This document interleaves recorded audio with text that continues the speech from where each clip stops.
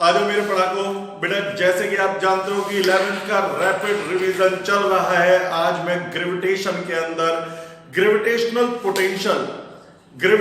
Potential energy के derivation कराऊंगा। बहुत इंपॉर्टेंट कंसेप्ट है, तो यदि सीखना है तो लौट आइए 30 सेकंड बाद।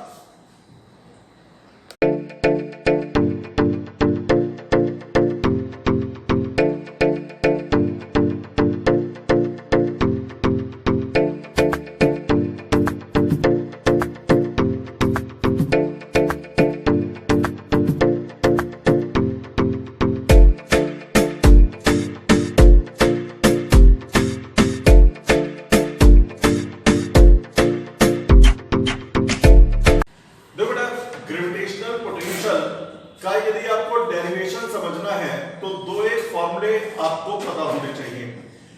पहले नंबर पर बेटा वर्क का फॉर्मूला होता है फोर्स Fs cos थीटा, लेकिन ये फॉर्मूला तब लगता है मेरे बालक जब फोर्स कांस्टेंट हो, फोर्स की वैल्यू बदल ना रही हो, फोर्स लगातार कांस्टेंट वैल्यू का हो तो ये फॉर्मूला लगेगा।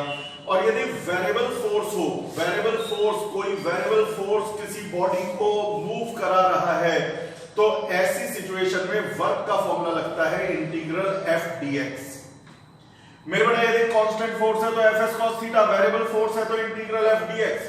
अच्छा, तीसरे नंबर पर एक फॉर्मूला आप याद कर लेना बेटा, इंटीग्रेशन 1/x² dx होता है -1/x।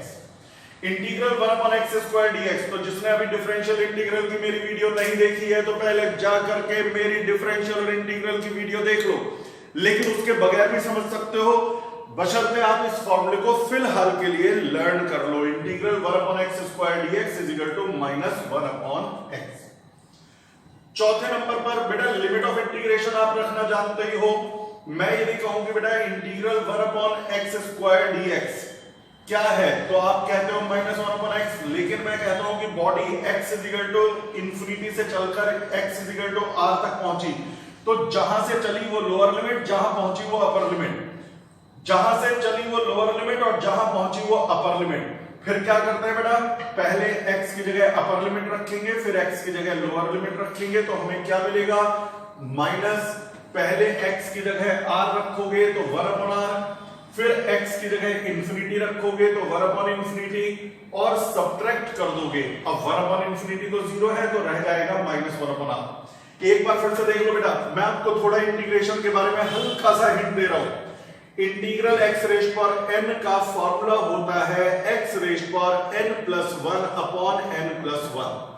यदि मैं n को यहां पर -2 ले लूं तो मेरे बेटा n को यहां भी -2 लूंगा, n को यहां भी -2 लूंगा। अब ये क्या बनेगा, ये तो हो गया 1/x² dx, क्योंकि x⁻² होती है 1/x², और ये क्या बना, x की पावर -2+1 यानी x की पावर -1, और नीचे है -2+1 यानी कि माइनस, तो भैया ये फॉर्मूला याद कर लेना। और आखिरी बार बता रहा हूं, यदि कोई body x is equal to a से चलकर x is equal to b तक गई तो उसे कहते हैं लिमिट ऑफ इंटीग्रेशन। जहां से चली वो नीचे, जहां पहुंची वो ऊपर। अभी डेरिवेशन शुरू नहीं हुआ है, अभी बेसिक पॉइंट बता रहा हूं। फिर इसके बाद क्या करना, जो अपर लिमिट है x को उससे रिप्लेस कर दो, तो मेरे बेटा x को b से रिप्लेस कर दोगे, और फिर x को लोअर लिमिट से रिप्लेस कर दो, यानी कि बेटा a से रिप्लेस कर दोगे, और फिर सॉल्व करके आंसर आ जाएगा। तो भाई ये समझ लिया, तो अब आप डेरिवेशन के लिए पूरी तरह से तैयार हैं।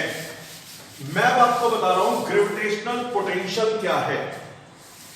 ग्रेविटेशनल पोटेंशियल 1 किलोग्राम मास को इंफिनिटी से किसी पॉइंट तक लाने में किया गया वर्क है।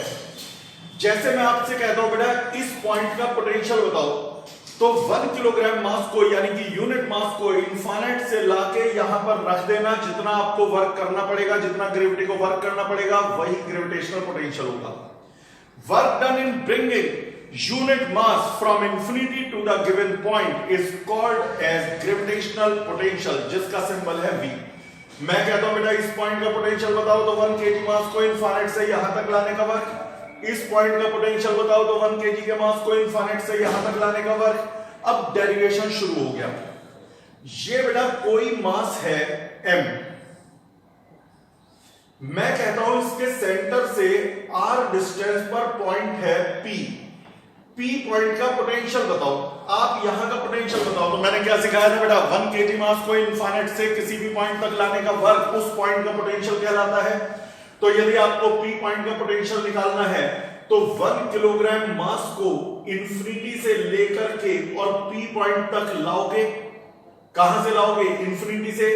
कहां लाके रोक दोगे? P तक, और निकालोगे वर्क डन। तो यहां से यहां तक लाने में जो वर्क होगा वही ग्रेविटेशनल पोटेंशियल एट P कहलाएगा।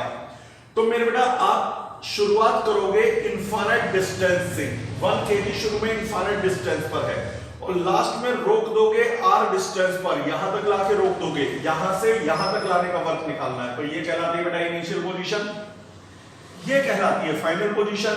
इनिशियल है इंफिनिटी, फाइनल है r, बाकी सब बीच की पोजीशन कहलाती है इंटरमीडिएट पोजीशन। तो मेरे बेटा मेरा 1 kg का मास ऐसा तो है नहीं यहां से गायब होके यहां प्रकट हो गया, पहले इधर आएगा, फिर इधर आएगा, फिर इधर आएगा, फिर इधर आएगा, फिर इधर आएगा, फिर इधर आएगा। तो जिस समय वो यहां है, ये पोजीशन आप कहीं भी बना सकते हो। थोड़ा सा ऊपर बना लो तो x बड़ा हो जाएगा, थोड़ा सा नीचे बना दो तो x छोटा हो जाएगा। x कहीं भी ले सकते हो, इंटरमीडिएट पोजीशन ऐसा नहीं कि बीचों बीच बनानी है, यहां से यहां के बीच में कहीं भी बना लो। तो मेरे बेटा ये मेरा x डिस्टेंस पर जब 1 kg का मास, यूनिट मास पहुंच गया तो उस पर फोर्स क्या लग रहा था? मेरे बेटा ये m मास मेरे 1 kg को खींच रहा था, कितना फोर्स लगा के? तो मेरे बेटा फोर्स का फॉर्मूला है Gm पर m2/r²। तो G किसने फोर्स लगाया? M ने। किस पर लगाया? 1 kg पर। डिस्टेंस क्या थी? x।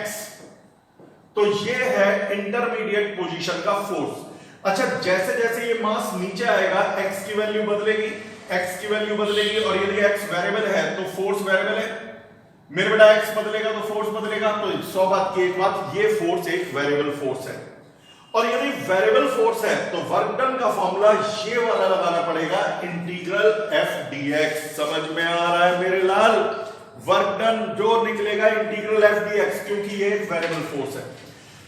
अब मेरे बेटा पोटेंशियल एट P का मतलब है वर्क डन, 1 कूलम को लाने का वर्क, और वर्क डन का फॉर्मूला है इंटीग्रल f dx। f की वैल्यू है Gm/x², क्योंकि 1 और m का प्रोडक्ट तो m ही हो गया। g और m कांस्टेंट्स हैं तो रह गया इंटीग्रल 1/x² dx। और पहले ही बता चुका हूं इंटीग्रल 1/x² dx होता है -1/x। तो ये हो जाएगा Gm, माइनस मैं बाहर लगा देता हूं यहां पर, -1/x। अब लिमिट ऑफ इंटीग्रेशन, मेरे बेटा जहां से चला था वो इनिशियल पोजीशन और जहां रुका वो फाइनल पोजीशन। तो इनिशियली इनफाइनाइट डिस्टेंस से चला था और फाइनली r डिस्टेंस पर रुक गया। तो लिमिट ऑफ इंटीग्रेशन होगी infinity to r, infinity to r। जहां से चला वो नीचे और मेरे बेटा जहां पर पहुंचा वो ऊपर। अब बेटा आगे बात बढ़ गई, -Gm। अब पहले क्या करोगे? x की जगह r लिखोगे तो बेटा ये 1/r, फिर x की जगह इंफिनिटी रखोगे तो 1/∞ और सब्ट्रैक्ट कर दोगे। ये है P पॉइंट का पोटेंशियल।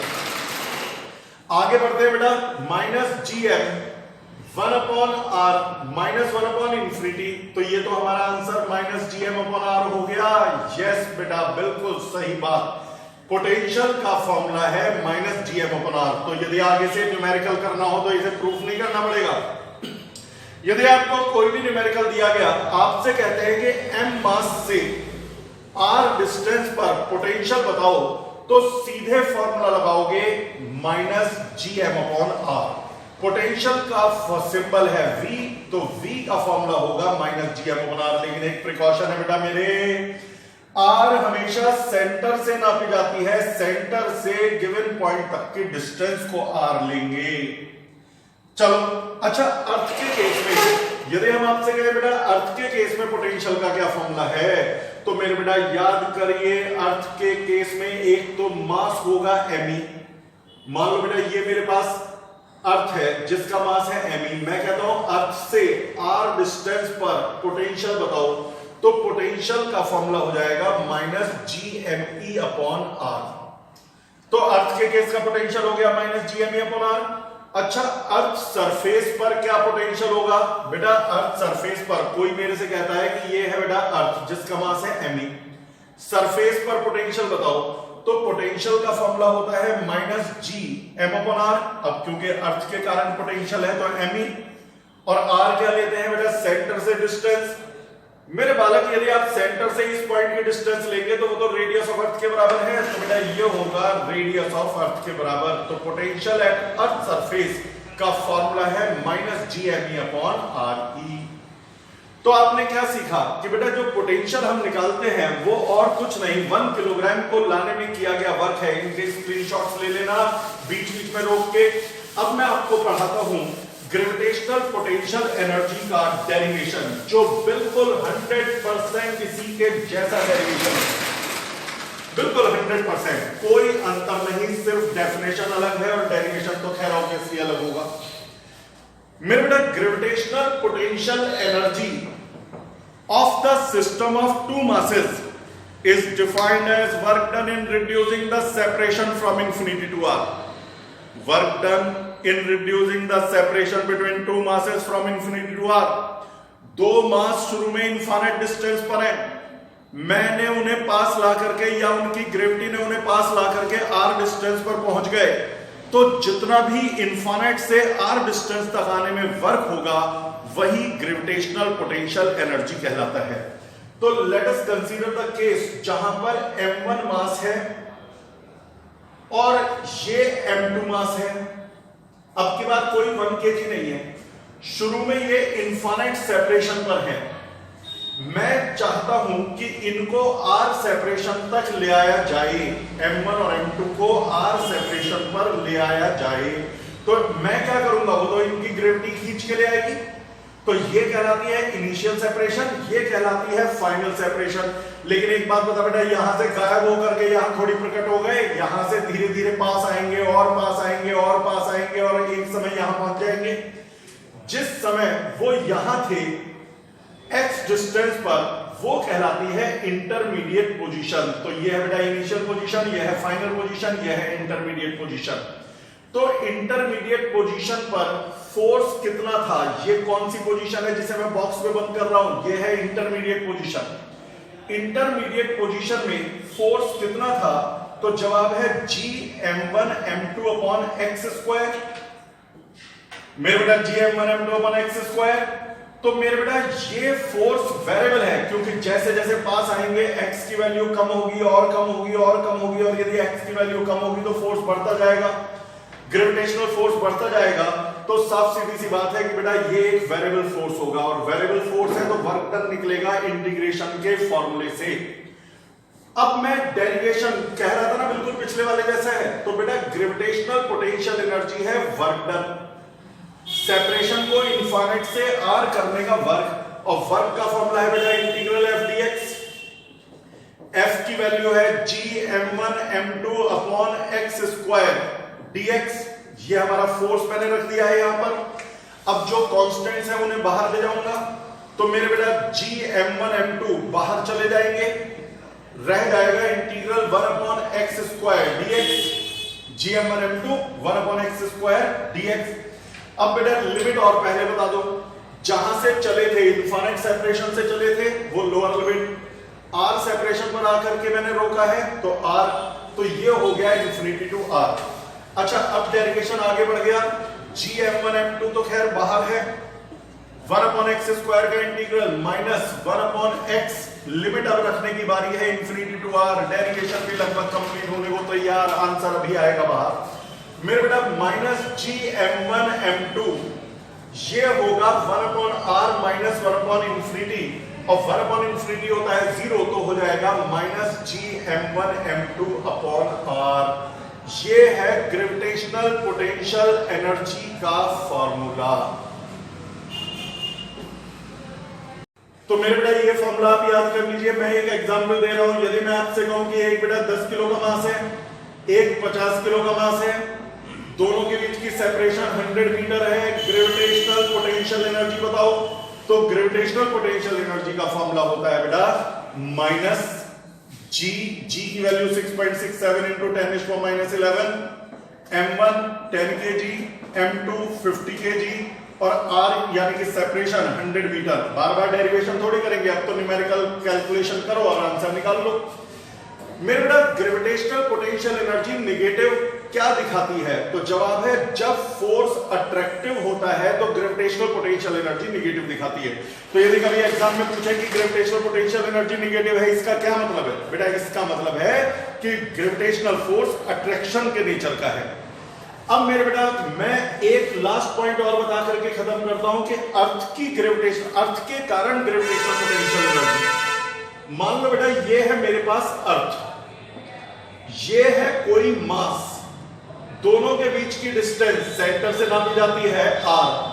कोई कहता है ग्रेविटेशनल पोटेंशियल एनर्जी बताओ अर्थ पर, तो मेरे बेटा अर्थ पर ग्रेविटेशनल पोटेंशियल एनर्जी का formula -G(m1 m2 upon r)। m1 है बेटा मास ऑफ अर्थ, m2 है मास ऑफ ऑब्जेक्ट, r है दोनों की डिस्टेंस। ये है ग्रेविटेशनल पोटेंशियल एनर्जी। अब यदि ये अर्थ सरफेस पर है तो r की जगह रेडियस ऑफ अर्थ रख लेना। यदि बेटा हमारी मास अर्थ सरफेस पर आ गया तो रेडियस के बराबर स्मॉल r की जगह r ही रख देंगे, रेडियस ऑफ अर्थ। तब ग्रेविटेशनल पोटेंशियल एनर्जी बन जाएगी -G(m(E)m अपॉन r(E)।